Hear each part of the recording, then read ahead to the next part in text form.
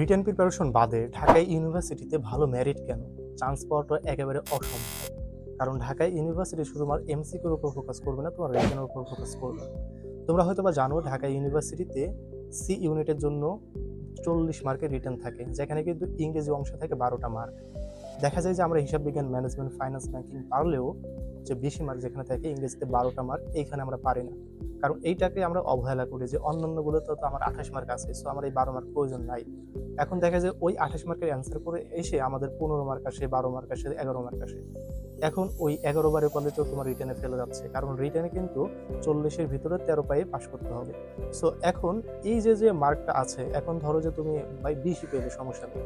এখন যেসব স্টুডেন্ট হচ্ছে ইংরেজির উপর প্রিপারেশন নিচ্ছে, সে যে 12-এর ভিতর 10 পেয়ে যায়, তখন তার কত হয়? তাহলে তার 20 আর হচ্ছে 10, তখন 30 হয়ে যায়। সো এখন তোমাকে বুঝতে হবে যে তুমি যদি রিটেন ইংরেজি ক্ষেত্রে বাদটা দাও, এটা যদি স্কিপ করো, এটা যদি না পারো, তাহলে কিন্তু তুমি অন্যদের তুলনায় অনেক পিছিয়ে থাকতেছো। ঢাকায় ইউনিভার্সিটি কিন্তু 0.25 মার্ক অনেক বেশি ভ্যারি করে। কারণ এই 0.25-এর কারণে অনেক অনেক স্টুডেন্টের চান্স হয় না। সো এটা মাথায় রাখতে হবে। তোমাকে অবশ্যই রিটেনের জন্য বেস্ট একটা প্রিপারেশন নিতে হবে।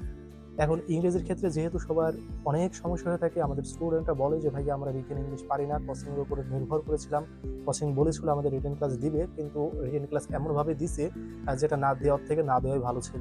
সো এখন এই বিষয়টা আমি শুরু থেকে বলে আসতেছি তোমাদের যে কোচিং কখনোই রিটেন পড়ায় না, কোচিং কখনোই রিটেন ক্লাস নেয় না। এখন এই মুহূর্তে এসে লাস্ট মুহূর্তে এসে তুমি রিটেনের উপর কিভাবে ফোকাস নিতে পারো? কারণ রিটেন তোমাকে বুঝতে হবে কোন জায়গা থেকে কোশ্চেন আসে, কোন জায়গাগুলো থেকে প্রিভিয়াস ইয়ারগুলোতে কোশ্চেন এসেছিল, কোন জায়গাগুলোতে ইন ফিউচারে কোশ্চেন আসতে পারে। এখন তুমি স্টুডেন্ট, তুমি বুঝবা না, যারা এক্সপিরিয়েন্সড, যারা পড়াচ্ছে তারা বুঝবে। আমি দীর্ঘদিন ধরে তোমাদের ঢাকা ইউনিভার্সিটির জন্য ইংরেজি পড়াচ্ছি, এবং আমি গতবার এবং এইবার টোটাল হচ্ছে 2-3টা ব্যাচ করেছি, যেখানে কিন্তু গত ব্যাচের দ্বারা আমি কিন্তু প্রমাণিত করেছি যে আমাদের এই স্লাইড থেকে হুবহু 4-5টা ট্রান্সলেশন কমন এসেছিল, এবং ইন ফিউচারে আশা করি যে আরও বেশি ট্রান্সলেশন কমন আসবে। বিকজ এইখানে হচ্ছে এমনভাবে শেখানো হয়েছে, প্রত্যেকটা ট্রান্সলেশন এত সুন্দর টাইপ দিয়ে শেখানো হয়েছে, যেখানে কিন্তু 40টা টাইপ ব্যবহার করা হয়েছে। এই 40টা টাইপ নেওয়া হয়েছে বিভিন্ন বাংলাদেশের যত চাকরি পরীক্ষা আছে সেইখান থেকে যত কোশ্চেন এসেছে, সব কোশ্চেনই এই 40টা টাইপের মাধ্যমে হচ্ছে সমাধান করা হয়েছে।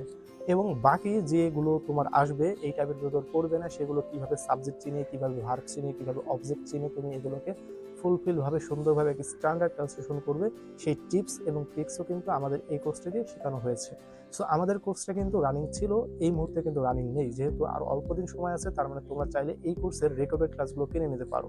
শুধু এই 20টা রেকর্ডেড ক্লাসের 20টা ভিডিও পাচ্ছ না, সাথে পাচ্ছ হচ্ছে 20টা লেকচার শিট এবং 20টা হোমওয়ার্ক, সাথে পাচ্ছ হচ্ছে মেমোরাইজিং রিলেটেড যত শিট দরকার মেমোরাইজিং এর ক্ষেত্রে বা হচ্ছে তোমার রিটেনের সাথে জড়িত সবগুলো তুমি মেমোরাইজিং শিটগুলো পেয়ে যাবে।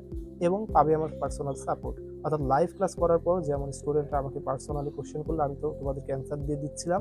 সো ঠিক একই রকম তোমরা এই রেকর্ডেড ক্লাস কেনার পরেও তোমরা আমাকে কোনো কোশ্চেন করলে সেই কোশ্চেনের ইনস্ট্যান্ট অ্যান্সার পেয়ে যাবে। আর একটা কথা মনে রাখো, মানুষের জন্ম একবার, মৃত্যু একবার, এবং ঢাকা ইউনিভার্সিটিতে পরীক্ষা দেওয়ার সুযোগও একবার। সো পরিশ্রম করতে হলে একবারই করো, হোক সেটা শারীরিক, হোক সেটা মানসিক, এবং হোক সেটা আর্থিক।